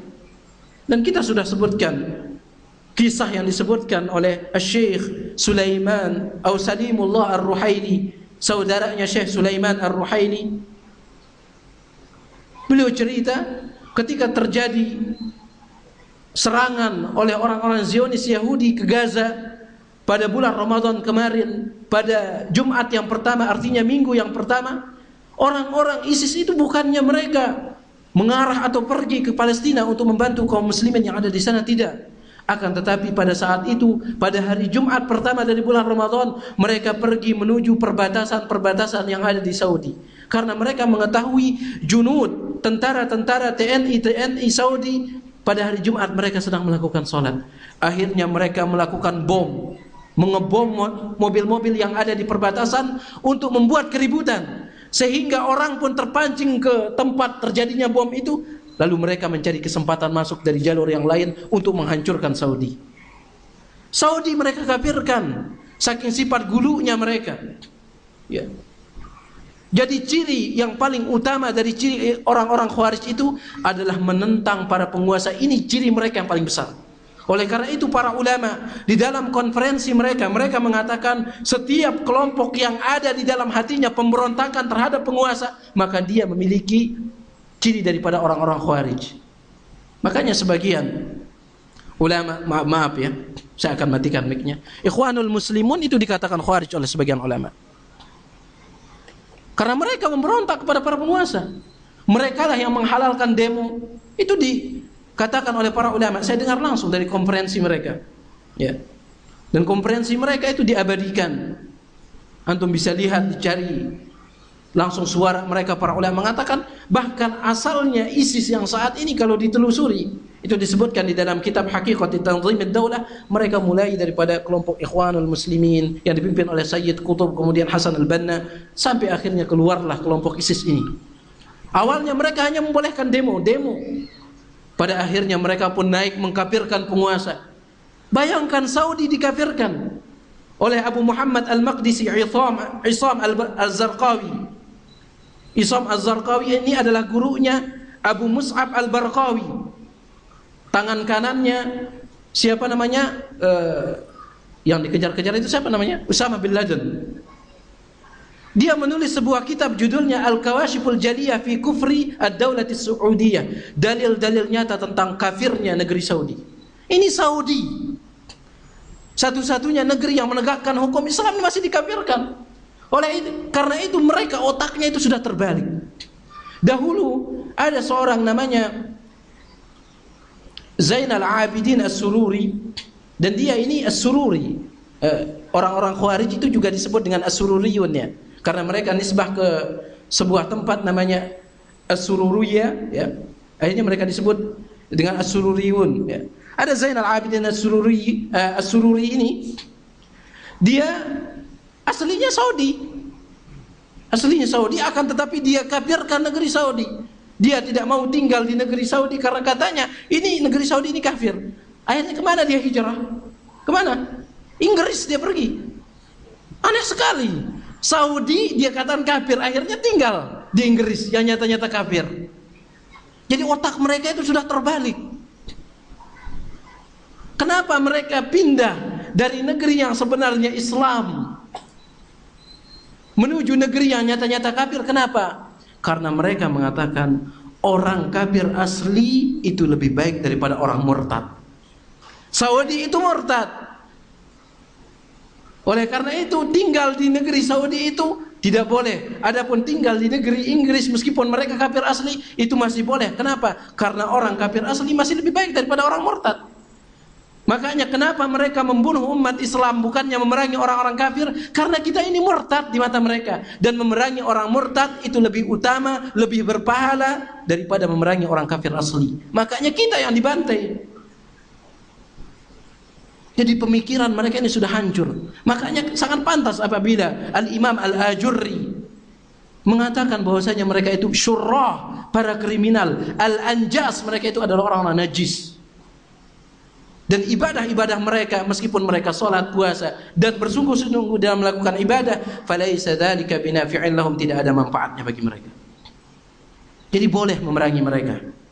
Akan tetapi apabila bertemu antara kita dengan mereka, semoga Allah Subhanahu wa taala selalu menjaga kita, maka apabila mereka jatuh maka tidak boleh dibunuh. Kemudian apabila mereka kabur, maka hukum asalnya mereka tidak dikejar, kecuali menurut pendapat Imam Syafi'i apabila kita khawatir mereka akan menyusun strategi yang lain yang lebih jitu untuk menghancurkan kita, maka di sini boleh dia dikejar. Kemudian kita lanjutkan sedikit ya. Laisa li ahadin illa al-imam. Tidak boleh baginya untuk mengejar orang tersebut kecuali itu adalah imam, artinya pemimpin. Kalau pemimpin boleh mengejarnya. Kalau pemimpin boleh mengejarnya, ya, diserang markas mereka boleh. Ini pemimpin. Tetapi kita sebagai rakyat yang diganggu, kita hanya boleh membela diri kita, membela harta kita, membela agama kita di TKP saja. Di TKP saja bolehnya. Kalau sudah keluar dari TKP jangan dikejar lagi. Aulatul muslimin, atau para pemimpin kaum muslimin, innama lahu an yadfa'a an nafsihi fi maqamihi dzalik. Akan tetapi boleh bagi dirinya untuk membela dirinya di tempat itu saja, di TKP saja. Wa yanwiya bi jahdihi alla yaqtula ahadan. Dan ingat ketika ia membela dirinya, berperang, bertarung langsung dengan orang yang mengganggunya, jangan sampai ada niat di dalam hatinya untuk membunuh orang tersebut. Jangan sampai. Niatkan untuk membela diri saja, bukan dengan niat untuk membunuhnya. Subhanallah, Islam luar biasa. Bahkan di dalam bertarung pun masih diajarkan cara-caranya. Kita kalau sudah bertarung, berantem, udah nggak pikir. Bahkan orang yang sudah lama belajar jurus ini, jurus itu, kalau sudah bertarung udah lupa jurusnya, hantem-hantem saja. Hantem-hantem saja. Udah capek-capek belajar jurus ini, jurus itu. Tapi kalau sudah duel, lihat batu dipakai, lihat kayu dipakai. Jurus sudah lupa. Akan tapi Islam tidak, ikhwan fillah. Makanya Islam ini jauh dari agama teroris, dari ajaran teroris itu Islam bari, jauh. Bagaimana mungkin Islam akan di agama teroris? Rasulullah sallallahu alaihi wasallam apabila beliau mengutus pasukan untuk memerangi orang-orang kafir, beliau selalu berpesan dalam riwayat sahih Imam Bukhari Muslim, la taqtulu walidan, jangan kalian bunuh anak-anak kecil, wala nisaan, jangan kalian bunuh para wanita, kemudian wala ajuzan, kemudian orang-orang tua yang tidak ikut berperang jangan. Bahkan Rasulullah mengatakan apabila kalian melihat pohon kayu jangan kalian tebang. Ini pohon kayu. Coba bandingkan dengan apa yang dilakukan oleh Zionis Yahudi Israel. Anak kecil dibunuh, para wanita diperkosa kemudian dibunuh, orang-orang tua yang tidak ikut berperang, warga-warga sipil semuanya dibunuh. Apakah pantas mereka dikatakan Justru mereka dielu-elukan, kemudian Islam dikatakan agama teroris. Bari Islam. Islam itu berlepas diri dari ajaran teroris. Jadi ini ya ikhwani fiddin rahimani wa rahimakumullah, bahwasanya dibolehkan untuk memerangi orang-orang Khawarij, akan tetapi niatkan untuk tidak membunuh mereka.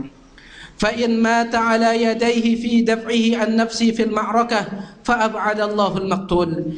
Apabila si pengganggu tersebut mati ketika duel dengan pemilik harta itu, maka kata beliau semoga Allah menjauhkan si mati tersebut dari rahmatnya, karena dia melakukan hal yang tidak dibenarkan oleh syariat. Wa in qutila hadza fi tilkal hal, akan tetapi apabila orang yang diganggu ini yang mati, orang yang diganggu pemilik harta ini yang mati, wa huwa yadfa'u an nafsi wa mali, padahal ia sedang membela dirinya, jiwanya, serta membela hartanya, rajautu lahu syahadah, maka aku berharap bahwasanya ia mati syahid. Ini antum perhatikan ucapan atau redaksi dari ucapan Imam Ahmad ini. Beliau mengatakan rajautu lahu syahadah, aku hanya mengharapkan bahwasanya ia mati syahid. Dari sini para ulama mengatakan sebaiknya jangan kita katakan kalau misalnya ada orang yang mati berperang, jangan kita katakan dia mati syahid, jangan. Kita pastikan vonis dia mati syahid itu jangan. Karena kita tidak tahu ikhwani fiddin bagaimana keadaannya. Di dalam sebuah hadis sahih, ya, ketika terjadi peperangan di zaman Rasulullah SAW, ada salah seorang yang ia berada di barisan kaum muslimin, dia berperang bagaikan kilat, membunuh orang-orang kafir. Dia ketemu orang kafir dibunuh, dia ketemu orang kafir dibunuh, banyak sekali orang kafir dibunuh. Hebat sekali dia, sampai-sampai sahabat yang lain ta'ajjab, kagum. Kemudian para sahabat mengatakan orang ini kalau dia mati pasti mati syahid. Didengar oleh Rasulullah, Rasulullah mengatakan huwa finnar, dia di neraka. Dia di neraka. Subhanallah. Padahal dia bunuh orang-orang kafir. Dia di neraka kata Rasulullah. Para sahabat heran.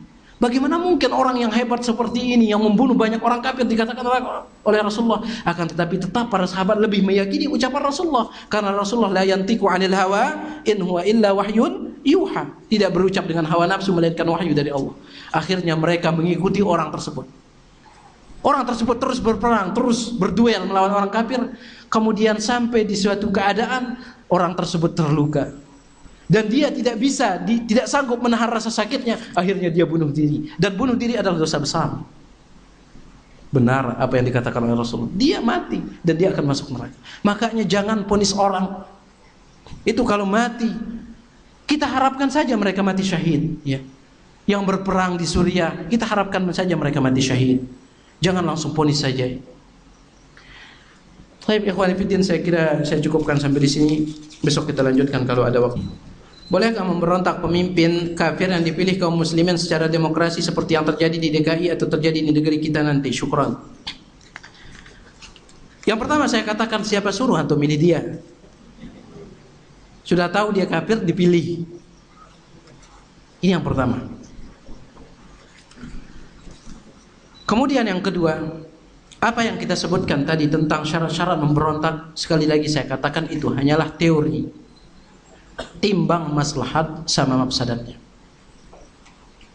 Timbang maslahat sama mafsadatnya.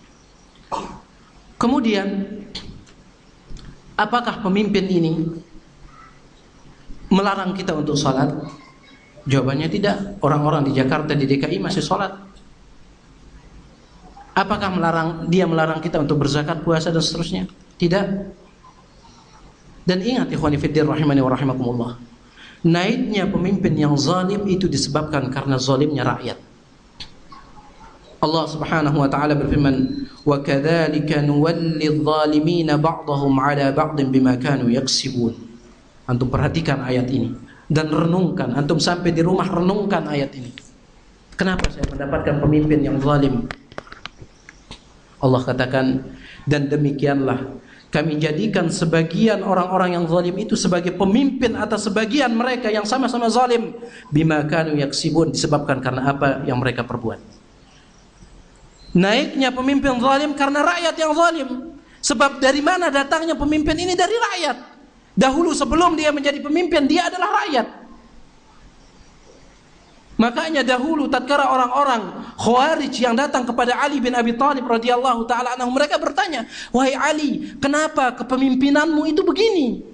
Banyak sekali kerusuhan di masa kepemimpinanmu, sedangkan Abu Bakar damai, pemimpin Umar damai, Utsman pun masih damai. Kenapa kepemimpinanmu seperti ini? Banyak sekali musibah, banyak sekali kerusuhan terjadi di zamanmu, wahai Ali bin Abi Thalib." Perhatikan jawaban Ali bin Abi Thalib.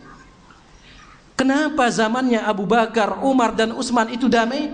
Karena yang dipimpin itu adalah orang-orang seperti saya, kata beliau. Kenapa zaman saya ini hancur? Karena yang saya pimpin orang-orang seperti kamu.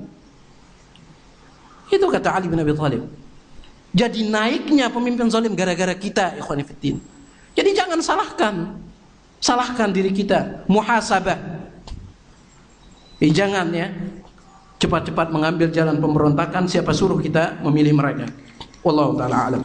Bagaimana dengan perebutan kekuasaan yang terjadi di Mesir, Libya, Yaman, Irak dan Syria? Iya, ini termasuk dari perebutan kekuasaan dengan cara yang ketiga, dengan cara kekuatan.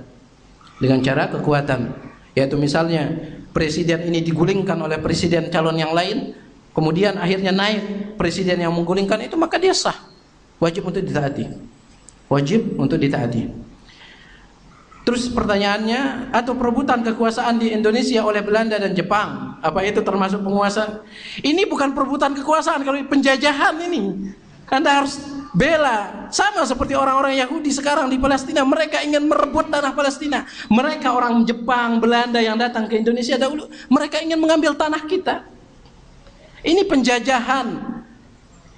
Dan disinilah masuk jihadud difa', jihad untuk membela diri kita, membela negara kita, dan fardhu ain hukumnya, wajib. Ini bukan termasuk penguasa mengambil kekuasaan, bukan. Ini harus dilawan. Wallahu taala alam. Jika demokrasi telah dibenarkan oleh Islam, maka apakah itu berarti kita tidak lagi meneruskan tegaknya khilafah, lalu dengan sistem demokrasi tanpa khilafah kita bisa melaksanakan Islam secara murni dan kafah? Taib, demokrasi bukanlah sistem daripada sistem Islam, bukan. Akan tetapi kenapa kita masih hidup di bawah demokrasi? Karena menimbang mafsadat dan maslahat. Sekali lagi pulang kepada mafsadat dan maslahat. Kita ketahui bahwasanya naiknya pemimpin lewat demokrasi itu mafsadat juga bagi kita. Akan tetapi memberontaknya kita terhadap sistem ini juga mafsadat. Kita timbang. Kata para ulama, mafsadat memberontak ini justru lebih besar. Dan dikatakan di dalam kaidah usul bahwasanya idzal taqata al-mafsadatan fartukiba akhaffahuma. Apabila dua mafsadat bertemu dan kita kita harus memilih salah satu di antara kedua mafsadat ini, maka kita harus mengambil yang paling ringan. Mengambil yang paling ringan. Kita hidup di bawah demokrasi ini bukan berarti kita meyakini dan membenarkan demokrasi, tidak. Akan tetapi apalah kemampuan kita. Jadi jangan antum gabungkan antara kita hidup di bawah demokrasi dengan kita mengakui demokrasi, tidak. Tidak ada talazum, tidak ada konsekuensi antara dua hal ini. Kita hidup di bawahnya belum tentu kita mengakuinya. Belum tentu kita menerimanya. Akan tetapi kita tidak memiliki jalan lain kecuali menerima, karena mafsadat memberontak itu jauh lebih. Dikatakan salat dapat mencegah perbuatan keji dan mungkar, tetapi bagaimana menyikapi kaum orang-orang Khawarij yang dikatakan Rasulullah kaum yang paling sungguh-sungguh di dalam ibadah, terutama salat, tapi tetap berbuat keji dan mungkar? Jadi di mana salahnya? Allah Subhanahu wa taala berfirman, "Innas salat aqimus salat innas salata tanha 'anil fahsya'i wal munkar." Kalau saya tidak khilaf di dalam surah Ar-Rum ya. Dirikanlah salat, sesungguhnya salat itu mencegah dari perbuatan keji dan mungkar. Ini bukan hanya berlaku pada orang Khawarij, kita juga yang salat ini masih aja pulang ngerokok. Ada gitu. Ada juga kaum muslimin yang bukan orang Khawarij, selesai salat sudah makan riba, harta anak yatim. Apakah, kata Syekh Muhammad bin Shalih Al-Utsaimin, apakah ayatnya yang salah ataukah kitanya yang salah? Jangan coba-coba antum salahkan ayatnya. Ayatnya sudah benar. Tetapi di mana letak salahnya? Kata beliau, salahnya adalah Salat yang kita lakukan itu belum sesuai dengan sunnah Rasul alaihi salatu wassalam, baik dari segi khusyuknya maupun dari segi tata caranya. Apabila salat kita sudah sesuai dengan salatnya Rasul alaihi salatu wassalam, insyaallah kita akan dicegah dari perbuatan keji dan mungkar. Kita akan dicegah seperti halnya dahulu para sahabat. Namun kita salat Allahu Akbar, niatnya saja yang lama. Ada di Jakarta itu, saya lucu sekali ngelihat ya. Kita sholat, karena kita sholat di masjid-masjid kampung, di sana di masjid umum. Ada orang itu kalau misalnya dia datangnya pagi, imamnya takbir Allahu Akbar, dia lama takbirnya. Allah, ulang lagi. Karena dia ada kesempatan. Allah, belum yakin, ulang lagi. Tapi kalau imamnya sedang ruku, nggak perlu niat ya, Allahu Akbar, langsung. Nggak perlu niat, dia langsung aja takbir. Itu aneh sekali. Nah, jadi sholat yang seperti ini bagaimana mungkin akan bisa mencegah seseorang dari perbuatan keji dan mungkar? Beliau mengatakan, kata aqimus sholat, dirikanlah sholat. Mendirikan sholat itu ada dua, kata Syekh Muhammad bin Shalih Al-Utsaimin. Pertama, mendirikan kaifiatnya, tata caranya. Takbirnya bagaimana, seperti takbirnya Rasul. Sallu kama ra'aitumuni usalli. Salatlah kalian sebagaimana kalian melihat aku salat. Kemudian yang kedua, makna mendirikan salat adalah khusyuknya. Ini yang susah. Dan kita diberikan pahala oleh Allah Subhanahu wa taala berdasarkan khusyuk ini. Berdasarkan khusyuk ini. Kita takbir Allahu Akbar, langsung pikiran ke sana kemari. Seperti yang dikatakan oleh Al-Ustaz Husaini hafizahullah ta'ala, kalau mau kita nyari barang kita yang hilang, sholat aja, nanti juga ketemu. Khusyuk kita yang gak ada. Maaf ya, bukannya saya menyinggung. Misalnya kita sebagai pedagang, misalnya profesi sebagai pedagang, sholat isya di sana pelanggan sangat banyak. Allahu Akbar, gimana ini pelanggannya ini, siapa yang ini semuanya sudah lari. Padahal kita mengatakan Allahu Akbar. Kata para ulama, ucapan kenapa kita diperintahkan mengatakan Allahu Akbar, Allah yang maha besar, agar kita meyakini bahwa selain Allah itu kecil. Jualan kita itu kecil, pekerjaan kita itu kecil kalau dibandingkan dengan Allah. Mengapa kita Allahu Akbar? Ini filosofinya kata para ulama. Meskipun wallahu a'lam apakah ini benar. Allahu Akbar, ucapan Allahu Akbar itu Allah maha besar, agar mengingatkan kita bahwa yang lain itu kecil. Kemudian kita mengangkat tangan seperti ini. Orang yang seperti ini itu artinya dia sudah tidak melepaskan segalanya. Orang seperti ini menyerah, melepaskan segalanya. Dunianya sudah dilepaskan. Ini filosofinya kata para ulama. Jadi jangan salahkan ayatnya. Orang-orang Khawarij juga seperti itu. Kenapa mereka masih berbuat keji, menghalalkan, membunuh kaum muslimin, padahal mereka orang-orang yang rajin salat? Antum perhatikan awal hadis Rasul yang mengatakan yaqra'una al-Qur'an la yujawizu hanajirahum. Mereka membaca Al-Qur'an tapi bacaan itu tidak sampai ke hati mereka. Artinya mereka orang-orang jahil. Kalau orang-orang jahil, bagaimana mereka akan salat dengan cara Rasulullah SAW? Orang jahil tidak akan salat seperti caranya Rasul alaihi salatu wasallam. Wallahu taala alam. Mengapa tadi Ustaz mengatakan orang-orang Khawarij menganggap kita kaum muslimin murtad? Kenapa mereka mengatakan kita murtad? Tolong dijelaskan. Karena kita tidak berbaiat. Karena kita tidak berbaiat kepada pemimpin mereka. Dan yang tidak berbaiat mereka menggunakan hadis Rasulullah sallam, "Man mata wa laysa fi 'unuqihi bai'atun famata mitatan jahiliyah." Siapa yang mati sedangkan di lehernya tidak ada baiat terhadap penguasa, pemimpin, maka matinya adalah sebagai bangkai jahiliyah. Ini mereka jadikan dalil. Makanya kita tidak berbaiat kepada Abu Bakar Al-Baghdadi yang saat ini sebagai pemimpin mereka, pengganti daripada Abu Umar Al-Baghdadi. Maka kita dikatakan kafir. Kita katakan bahwasanya kelompok ISIS ini atau Abu Bakar Al-Baghdadi yang saat ini yang dikatakan sebagai pemimpin, dia dipilih oleh orang-orang jahil. Sedangkan kita katakan yang memilih itu adalah orang-orang yang berilmu. Orang-orang yang berilmu. Kemudian yang kedua, kelompok ISIS ini jika dibandingkan dengan umat Islam, itu berapalah banding mereka? Berapa persen mereka? Artinya mereka tidak bisa menjadi wakil kita untuk menentukan pemimpin yang tertinggi. Mereka tidak bisa menjadi wakil sehingga apa yang mereka pilih kemudian dijadikan sebagai pemimpin tertinggi bagi umat Islam. Tidak. Mereka hanyalah beberapa persen Umat Islam yang lain tidak memilih Abu Bakar al-Baghdadi, sehingga kepemimpinan Abu Bakar al-Baghdadi itu tidak sah. Dan sebelum Abu Bakar al-Baghdadi, Rasulullah SAW mengatakan, apabila sudah ada khalifah, karena Abu Bakar al-Baghdadi ini menganggap dirinya sebagai pemimpin umat Islam yang paling tinggi di seluruh dunia. Sayalah pemimpinnya, khalifah, Amirul Mukminin katanya. Padahal ketika dia mengatakan saya pemimpin tertinggi umat Islam, di tempat lain ada juga yang mengatakan saya pemimpin. Sedangkan Rasulullah mengatakan kalau sudah ada pemimpin umat Islam yang tertinggi, kemudian ada lagi yang mengaku sebagai pemimpin, bunuh yang kedua itu.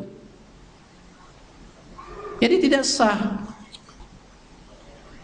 Bagaimana kalau negara kita dijajah? Apakah kita harus di tempat kita saja? Sudah kita jawab tadi. Antum bela negara antum, tapi dengan niat ikhlas karena Allah Subhanahu wa ta'ala. Wallahu ta'ala a'lam.